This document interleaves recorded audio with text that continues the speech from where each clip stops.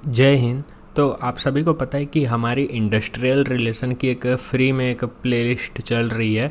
तो आप प्लेलिस्ट में सिंपली जा कर के देख सकते हो और इसके जो नोट्स हैं वो आपको प्रोवाइड किए जाएंगे, क्योंकि ये जो मैं माइंड मैप फॉर्म बना रहा हूँ ये काफ़ी शॉर्टकट में है, रिवाइज करने में बहुत आसान होता है। ये आपको डिस्क्रिप्शन और पिन कमेंट में मिल जाएगा, बट अभी नहीं, जब इसका पूरा सीरीज़ ख़त्म हो जाएगा तब मैं इकट्ठे दूंगा। ठीक है, तो स्टार्ट करते हैं प्लूरलिस्टिक अप्रोच से। जैसे कि हम लोग सुने हैं यार कि एक सिंगुलर होता है, सिंगुलर मतलब एक, प्लूरल मतलब दो या उससे ज़्यादा। तो जो प्लूरलिस्टिक अप्रोच है, देखो प्रोनाउंसिएशन में थोड़ा दिक्कत हो रहा है उसको माइंड मत करना, ठीक है, नहीं तो साले बोल दोगे कि हमें सिखा रहा है करके। प्लूरलिस्टिक अप्रोच जो है, प्लूरल मतलब बहुत सारे, सिंगुलर मतलब एक, और प्लूरल मतलब बहुत सारे, मतलब दो या दो से ज़्यादा। तो इसमें बेसिकली होता क्या है, जैसे कि मैं अगर यूनिटरी अप्रोच से आपको कंपेयर करके बताऊं, जो हम लोग सबसे स्टार्टिंग में देखे थे, नहीं देखे होगे तो जा करके देख लेना। तो यूनिटरी अप्रोच में सिर्फ और सिर्फ मैनेजमेंट अपना ही सोचता था, सामने वाले वर्कर की सोचता ही नहीं था। ठीक है, तो और मैनेजमेंट जो है एक वर्कर को एक आइसोलेटेड इन्वायरमेंट में रखता था, ताकि वो ज़्यादा किसी के साथ ग्रुप डिस्कशन मत करे और ज़्यादा डिस्कशन वगैरह मत करे और कंपनी के खिलाफ आवाज़ मत उठा पाए, इसलिए उसे इंडिविजुअल वर्क प्रोवाइड करते थे। ठीक है, और इसके साथ हम लोग ये भी देखे थे कि जो मैनेजमेंट था वो और किसी को इन्वॉल्व होने नहीं देने देता था, यानी कि ना ट्रेड यूनियन आ सकती थी, ना ट्रिब्यूनल इन्वॉल्व हो सकते थे, ना लेबर कोर्ट, ठीक है, ना ही गवर्नमेंट। मतलब कि ये सब के सब कंपनी के अंदर में क्या चल रहा है वो नहीं देख सकते थे। ठीक है, तो ये तो एकदम आइसोलेटेड सा इन्वायरमेंट हो गया। ठीक है, कोई आ ही नहीं पा रहा है उसमें, सिर्फ मैनेजमेंट और वर्कर है बस, उसके अलावा कोई ट्रेड यूनियन वगैरह कोई एक्सेप्टेड नहीं था। बट यहाँ पे क्या होगा, प्लूरल का मतलब होता है बहुत सारे, और बहुत सारे का मतलब आ जाओ भाई, सबके सब आ जाओ, ठीक है, शांति से बात करेंगे। ठीक है, मतलब इसमें सबको इन्वॉल्व किया गया है ना, सबको इन्वॉल्व किया गया, तो कलेक्टिंग बार्गेनिंग भी अलाउड हो गई। वो सब अपन देखते हैं। सबसे पहली चीज़ ये बोलता है कॉन्फ्लिक्ट तो होगा ही होगा, कॉन्फ्लिक्ट को अवॉइड नहीं कर सकते, मतलब कॉन्फ्लिक्ट को अवॉइड नहीं कर सकते, वो तो होना ही है। ठीक है, उसके सॉल्यूशन पे कि वो कैसे सॉल्व होगा उस पे ज़्यादा फोकस किया गया है। अगर आपको यूनिटरी अप्रोच याद हो तो कॉन्फ्लिक्ट के बारे में यूनिटरी अप्रोच ये बोलता था कि जो अगर कॉन्फ्लिक्ट हो रहा है ना तो उसको अवॉइड करो यार, उसको इग्नोर करो, ख़त्म करो, लेबर को मतलब नौकरी से निकाल करके बात को वहीं पे ख़त्म कर दो। बट प्लूरलिस्टिक अप्रोच ये बोलता है कि कॉन्फ्लिक्ट तो होगा ही होगा, बट क्यों हो रहा है उस पे फोकस करने से अच्छा वो सॉल्व कैसे होगा, वो सॉल्व कैसे होगा उस पे ज़्यादा फोकस की जा रही है। कॉन्फ्लिक्ट तो होना ही होना है, उसका रिजोल्यूशन यानी कि वो सॉल्व कैसे होगा, वो फिक्स कैसे होगा, उस पे ज़्यादा फोकस किया गया है।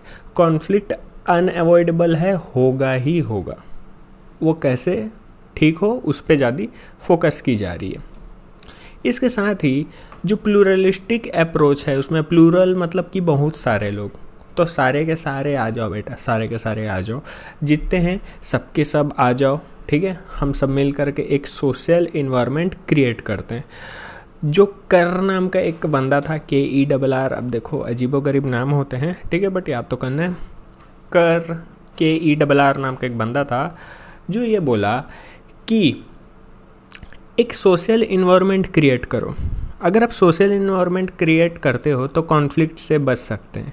जैसे एग्जांपल के लिए एक मैनेजमेंट है और एक वर्कर है जो शुरू से चले आ रहे हैं। ठीक है, तो मैनेजमेंट और वर्कर के बीच में अगर पंगे होते हैं तो अगर वहाँ पे सोशल इन्वायरमेंट क्रिएट किया जाए तो उस पंगे को दबाया जा सकता है। इवन वर्कर के विद्रोह करने से पहले ही उस पंगे को दबाया जा सकता है। ठीक है, एक सोशल इन्वायरमेंट क्रिएट करो। देखो जनरली ये देखा जाता है कि अगर कोई बंदा आइसोलेटेड इन्वायरमेंट में होता है, आइसोलेटेड बोलने का मतलब कि जैसे कुछ कंपनीज ऐसी होती है कि वर्कर्स को उनके केबिन अलॉट कर देती है कि तू उस तरफ जा कर के बैठ, तू उस तरफ जाके बैठ, तू इस तरफ जाके बैठ। उनको आपस से बात करना अलाउड नहीं होता। तो ये होता है आइसोलेटेड इन्वायरमेंट। तो आइसोलेटेड इन्वायरमेंट में ये होता है कि बात करना ही अलाउड नहीं रहता, ठीक है। जब मैं अपने कॉलेज में पढ़ाता था, तो जब मैं अपने कॉलेज से निकल कर के, मतलब मेरे कॉलेज में तो माहौल ऐसा था जब मैं अपने कॉलेज में पढ़ाता था कि वहाँ पे सब लोग एक दूसरे के साथ घुल मिल के रह रहे हैं यहाँ, यानी कि वहाँ पे एक सोशल इन्वायरमेंट था। तो उस सोशल इन्वायरमेंट में क्या होता है कि अगर मान लो मेरे को किसी के प्रति गुस्सा आ रहा है या कुछ मैं हीन भावना लेकर के बैठा हूँ, तो सोशल इन्वायरमेंट में रह कर के ना वो चीज़ दब जाती है, ठीक है, ऐसा होता है। बट अगर बंदा आइसोलेटेड है, वहीं मैं एक दूसरे कॉलेज भी गया था ऐसे देखने के लिए कि क्या सिस्टम चलता है वहाँ पे। तो वहाँ पे भैया ये था कि वहाँ पे एक टीचर दूसरे टीचर को जानता ही नहीं है, जबकि सेम डिपार्टमेंट के थे। तो मतलब टीचर जानता ही नहीं है जबकि सेम डिपार्टमेंट में बैठे हैं, क्योंकि उनको पहले से ही बोला है कि तुमको बात नहीं करना है, तुमको अलग अलग बैठना है। तो ऐसे में क्या होता है, वो आइसोलेटेड इन्वायरमेंट हो जाता है, उनके बीच एक डिस्प्यूट, उनके बीच नहीं एक्चुअली मैनेजमेंट के खिलाफ इंडिविजुअल की डिस्प्यूट की भावना पैदा होती है। क्यों? क्योंकि अगर मान लो उसको किसी चीज़ से दिक्कत हो रही है तो वो अपने मन में भरता जाएगा, किसी से शेयर नहीं करेगा। और अगर आप किसी से अपनी दिक्कत शेयर नहीं करोगे तो वो दिक्कत एक दिन बड़ी हो जाएगी और फूट जाएगी, तो उससे मैनेजमेंट को दिक्कत होता है। तो जो कर नाम का बंदा था, काफ़ी समझदार बंदा लगता है, वो सोशल इन्वायरमेंट क्रिएट करने की बात कर रहा है। अगर आपको डिस्प्यूट नहीं चाहिए, कॉन्फ्लिक्ट नहीं चाहिए, कॉन्फ्लिक्ट मतलब लड़ाई झगड़ा, ठीक है, तो आइसोलेटेड इन्वायरमेंट से डिस्प्यूट होता है, तो इसलिए आइसोलेटेड इन्वायरमेंट मत करो, ग्रुप में रहो। और डिस्कशन भी बहुत ज़रूरी है कि मतलब पता चले कि दिक्कत क्या चल रही कंपनी में, ठीक है। तो इसमें ग्रुप पे ज़्यादा फोकस किया गया है, जबकि आपको यूनिटरी अप्रोच का पता होगा कि यूनिटरी अप्रोच पे सिंगल बैठा दिया करते थे, है ना। यूनिटरी अप्रोच का लेक्चर नहीं देखे तो जा कर के देख सकते हो। उसमें कोई मतलब ही नहीं होता था भाई, है ना। वो तुम इंडिविजुअल बैठ करके काम करो, कोई मिली भगत वाला काम ही नहीं, जबकि इसमें ग्रुपिंग पे फोकस किया गया है, ठीक है। अब जब इतना कुछ अच्छी चीज़ें हो रही है तो क्या कलेक्टिव बार्गेनिंग अलाउड नहीं होगा इसमें? कलेक्टिव बार्गेनिंग का मतलब मोल भाव करना, कि थोड़ा सा मैनेजमेंट कुछ बोला, थोड़ा सा वर्कर कुछ बोला, फिर दोनों आपस में मोल भाव किया, अरे थोड़ा कम थोड़ा ज़्यादा, ऐसा कर करके उन लोग एक सिंगल पॉइंट पे आ गए, ये होती है कलेक्टिव बार्गेनिंग। तो कलेक्टिव बार्गेनिंग जो है यहाँ पे अलाउड है। कलेक्टिव बार्गेनिंग प्लूरलिस्टिक अप्रोच में अलाउड हो गई है, ठीक है। मतलब आप मोल भाव कर सकते हो, क्योंकि जब आप एक सोशल इन्वायरमेंट क्रिएट कर रहे हो तो यार मतलब क्या करोगे, मतलब बैठ करके अगर थोड़ा बहुत डिस्कशन होगा, बार्गेनिंग होगी, मतलब बार्गेनिंग तो अलाउड हो गई ना भाई, सोशल इन्वायरमेंट नहीं तो फिर कैसे क्रिएट होगा, ठीक है।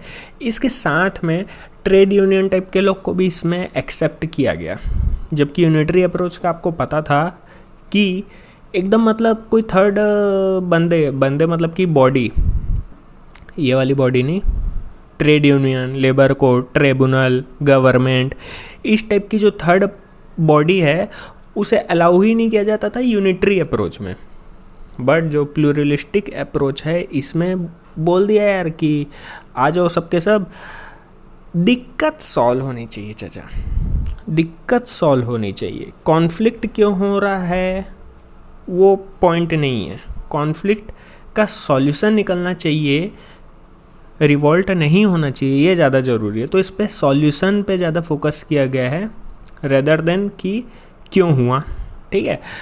तो ट्रेड यूनियन को इसमें एक्सेप्ट किया गया और ऐसा देखा गया कि जो ट्रेड यूनियन के आने से स्ट्राइक रिड्यूस हो गया। उधर यूनिटरी अप्रोच में क्या बोला था, उधर यूनिटरी अप्रोच में बोला था ये साला ट्रेड यूनियन के कारण ही तो सब स्ट्राइक वगैरह होता है, इन लोग आकर के भड़का करके चले जाते हैं। जबकि प्लूरलिस्टिक अप्रोच की सोच एकदम यूनिटरी अप्रोच के ऑपोजिट है। ये बोलता है यार कि अगर ट्रेड यूनियन आते हैं, सोशल इन्वायरमेंट उन लोग क्रिएट कर देते हैं, आपस में बात बनती है और ट्रेड यूनियन सारी चीज़ों को इकट्ठा करते हैं और इकट्ठा करके सिस्टमेटिक तौर पे मैनेजमेंट के पास ले जाते हैं। ट्रेड यूनियन से स्ट्राइक इसलिए रिड्यूस हो सकता है क्योंकि ट्रेड यूनियन के पास मैनेजमेंट से बात करने का एक तरीका होता है, एक सिस्टमेटिक मैनर होता है। अब जैसे लेबर वर्कर जाएगा, वो अपना जा करके घिसी पिटी लैंग्वेज में बात कर देगा, अरे दादा क्या कर रहे हो ये वो करके, और अपनी बात अच्छे से नहीं रख पाएगा मैनेजमेंट के पास। बट ट्रेड यूनियन क्या करेगा, उसकी बात को एक पर्चे में लिखेगा, सिस्टमेटिक मैनर पे लिखेगा, एक रिक्वेस्टेड मैनर पे लिखेगा, जा करके थमाएगा, ये ले बेटा उसकी अर्जी है करके, तो थोड़ा देख लो करके। तो ट्रेड यूनियन को आता है ये चीज़ करना। तो ऐसा देखा गया है कि ट्रेड यूनियन स्ट्राइक को रिड्यूस कर देते हैं। ट्रेड यूनियन के होने से स्ट्राइक जो है रिड्यूस हो जाता है। अब कॉन्फ्लिक्ट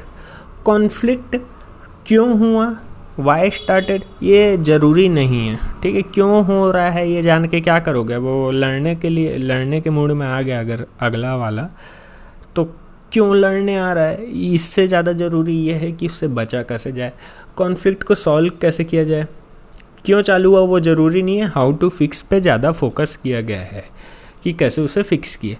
अब जो प्लूरलिस्टिक अप्रोच थी उसमें फ्लेंडर और फॉक्स, ये लोमड़ी वाला फॉक्स, ये दो बंदे आते हैं, दोनों को ही थोड़ा सा बकर करके जाते हैं, थोड़ा सा अपना स्टेटमेंट देते हैं, तो उसकी स्टेटमेंट भी थोड़ी सी ज़रूरी है।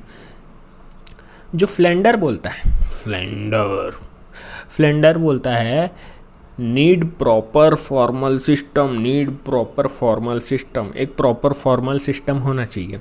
ये किस, जो फ्लेंडर है काफ़ी लगता है एकदम एजुकेटेड टाइप का बंदा है। क्योंकि जो फॉर्मल प्रॉपर सिस्टम की ये बात कर रहा है, वो जो हायरार्की होती ना कि एक स्टाफ होगा, उसके नीचे उल्टा बोल रहा हूँ एक्चुअली, स्टाफ के ऊपर सुपरवाइज़र के ऊपर मैनेजमेंट, एक सिस्टमेटिक होना चाहिए।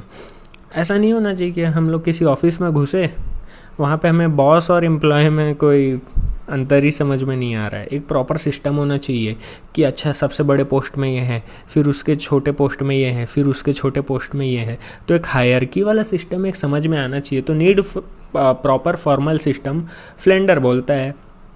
इसके साथ में ये बोलता है कलेक्टिव बार्गेनिंग होनी चाहिए। देखो कलेक्टिव बार्गेनिंग जो है ना बहुत कॉमन चीज़ है इस सब्जेक्ट में, और होनी ही चाहिए यहाँ पे। कलेक्टिव बार्गेनिंग क्यों नहीं होगा, सोशल इन्वायरमेंट क्रिएट कर रहे हो तो आपस में बैठ के बातचीत ही तो करोगे, और बातचीत करोगे तो मोल भाव ही तो करोगे, तो कलेक्टिव बार्गेनिंग अलाउड हुआ है।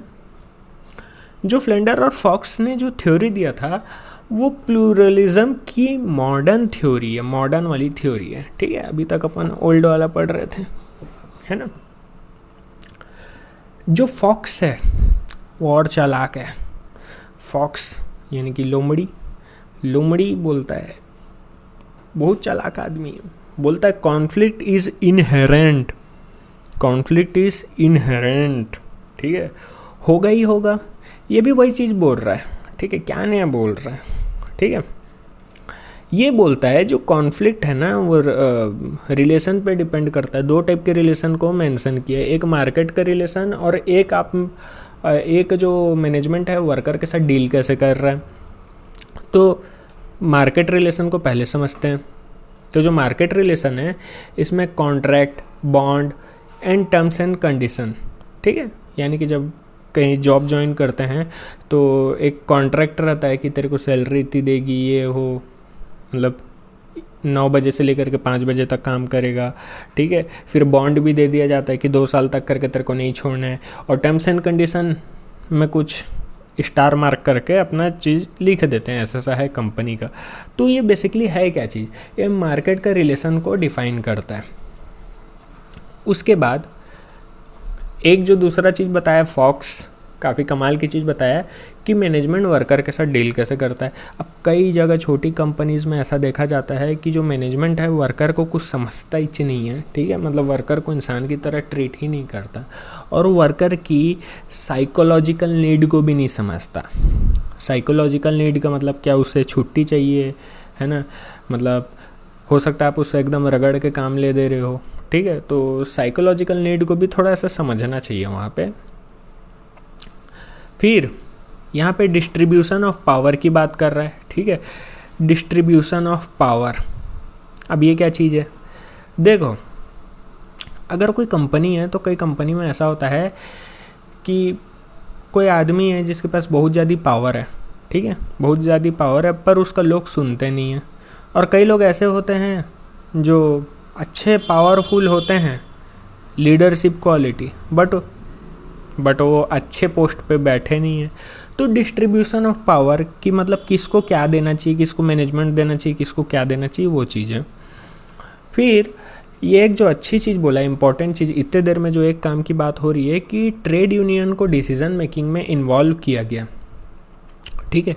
अब यहाँ पे एक चीज़ समझो कि जब डिसीजन मेकिंग हो रही है, मान लो कुछ कंपनी के अंदर कोई बड़ा फैसला हो रहा है, मान लो ये ब्रिज कैसे बनेगा, उसकी बातें हो रही है, ठीक है।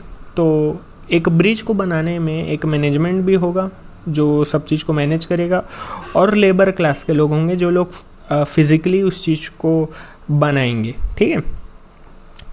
तो trade union in decision making, अब देखो कुछ भी हो रहा है ना, ठीक है, कि कितना पैसा मिलेगा, कितने दिन का काम है, कितना कॉन्ट्रैक्ट है, इस चीज़ में ट्रेड यूनियन डिस्कशन में बैठेगा। बहुत इंपॉर्टेंट चीज़ बता रहा हूँ, जो लेबर है, ठीक है, वो लेबर डायरेक्टली मैनेजमेंट के बाजू में जाकर के नहीं बैठेगा ऐसे कंधे में से हाथ डाल करके क्या और भाई बता क्या हाल चाल है आजकल, ऐसा नहीं होगा, है ना। ट्रेड यूनियन बैठेगा डिस्कशन में। क्यों? क्योंकि लेबर से इन लोग क्या बात करेंगे, इन लोग की सोच वैसी रहती है, ठीक है, मतलब लेबर से अपन क्या ही बात कर लेंगे, ठीक है।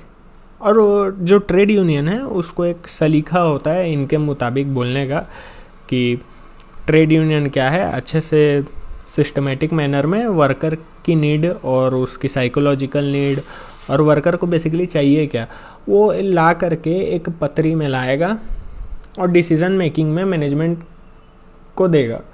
डिसीज़न मेकिंग में वर्कर नहीं रहेगा, सबसे बड़ी चीज़, ठीक है, काम जबकि उसको ही करना है, क्योंकि उसको इन लोग उस लायक ही नहीं समझते, ठीक है।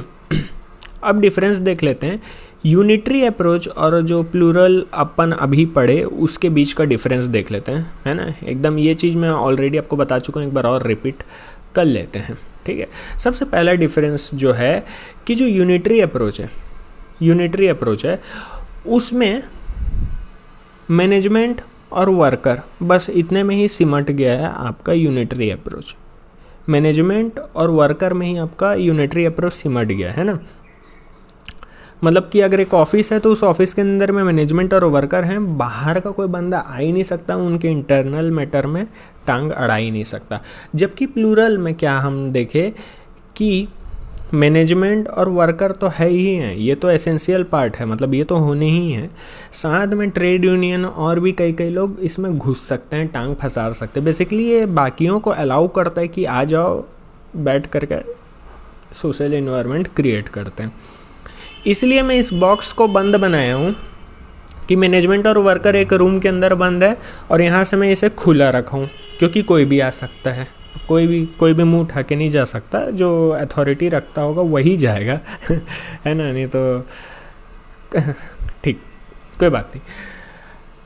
इसमें यूनिटरी अप्रोच में कॉन्फ्लिक्ट के बारे में क्या बोला था, कॉन्फ्लिक्ट को अवॉइड करो भाई साहब, कॉन्फ्लिक्ट को अवॉइड करो, कोई ज़रूरत नहीं मैटर को समझने का, अवॉइड करो सीधा। जबकि प्लूरल में क्या बोला कि कॉन्फ्लिक्ट है जो अनअवॉइडेबल है, उसे अवॉइड नहीं किया जा सकता, बल्कि सेटलमेंट या नेगोशिएशन यानी कि मोल भाव। देखो नेगोशिएशन, सेटलमेंट, कलेक्टिव बार्गेनिंग ये आसपास मंडराने वाले टर्म हैं, मतलब बेसिकली सीधे शब्दों में बोले तो मोल भाव करना। तो मोल भाव करके मामला को सुलटाओ शांति तरीके से, कोई मतलब लड़ाई झगड़ा कि यहाँ पे बात नहीं हो रही, शांति प्रिय तरीके से करो। ये बोलता है अवॉइड कन्फ्लिक्ट, ये बोलता है अनअवॉइडेबल है, अवॉइड कर ही नहीं सकते। इसके साथ में यूनिटरी अप्रोच क्या बोलता था, कॉमन इंटरेस्ट पे बात करो भैया, कॉमन इंटरेस्ट पे, है ना। मतलब कि मैनेजमेंट जो बोल दिया वो वर्कर को एक बार में करना है, ये सिंगल अथॉरिटी की बात करता है, ये सिंगल अथॉरिटी की बात करता है। सिंगल अथॉरिटी बोलने का मतलब एक ही बंदा है जिसका सुना जाएगा, उसके अलावा किसी और का नहीं सुना जाएगा, ठीक है। और वर्कर का मन है तो भी और नहीं मन है तो भी उसको उसी का ही करना है। ये होता है कॉमन इंटरेस्ट। कॉमन इंटरेस्ट बोलने का मतलब तेरा और मेरा इंटरेस्ट सेम है, ठीक है।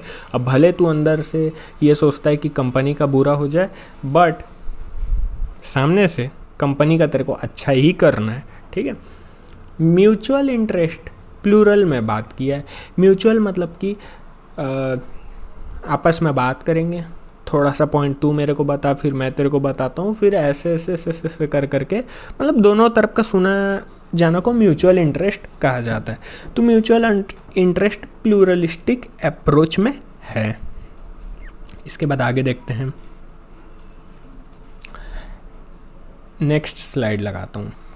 अब हम लोग ना कुछ की पॉइंट को समझ लेते हैं, मतलब वही पॉइंट घूम फिर करके आ रहे हैं, बट हम लोग जितने बार उस पॉइंट को देखेंगे उतने ज़्यादा कॉन्सेप्ट क्लियर होंगे। तो की पॉइंट समझ लेते हैं कि सबसे पहली चीज़ म्यूचुअल इंटरेस्ट की बात हो रही है। यहाँ पे म्यूचुअल इंटरेस्ट होगा, ठीक है, दोनों का साथ में इंटरेस्ट होगा, ठीक है। दोनों के डिसीज़न यहाँ पे काम में आएंगे, मैनेजमेंट के भी और वर्कर के भी। वो हो गया म्यूचुअल इंटरेस्ट। उसके बाद फाइनली यहाँ पे ट्रेड यूनियन को अलाउ किया गया और ऐसा भी कहा गया कि ट्रेड यूनियन के आने से स्ट्राइक रिड्यूस हो जाती है, क्योंकि ऐसा कहा जा रहा है कि इनके पास एक सिस्टमेटिक तरीका होता है कि कैसे स्ट्राइक को हम कम कर सकते हैं। उसके साथ में कंप्रोमाइजिंग बाय मैनेजमेंट। किसके लिए कंप्रोमाइज़ करेगा मैनेजमेंट? अपने लिए करेगा, अपनी बीबी के लिए करेगा? नहीं, वो करेगा वर्कर के लिए। यहाँ पे मतलब मैनेजमेंट जो है थोड़ा सा ढीला हो जाता है, थोड़ा सा उसको ढीला होना एक्चुअली यहाँ पे पड़ता है। यहाँ पे यूनिटरी अप्रोच जैसे सख्ती से पेश नहीं आ सकता, यहाँ पे मैनेजमेंट को ढीला होना पड़ेगा, ठीक है। मैनेजमेंट यहाँ पे थोड़ा सा ढीला हो जाता है और थोड़ी सी कंप्रोमाइज़ कर लेता है। अब चाहे उसे वर्कर को थोड़ी सी ज़्यादा सैलरी देनी पड़े या थोड़ा कम काम करवाना पड़े, बट उसे कंप्रोमाइज़ करना पड़ता है। यहाँ पे मैनेजमेंट सिंगल अथॉरिटी नहीं है। प्लूरलिस्टिक अप्रोच में मैनेजमेंट जो है सिंगल अथॉरिटी नहीं है। क्यों? क्योंकि वो अकेला उसके हाथ में नहीं है डिसीज़न, क्योंकि यहाँ पे देखो आपस में कनेक्टेड है सारी चीज़ें।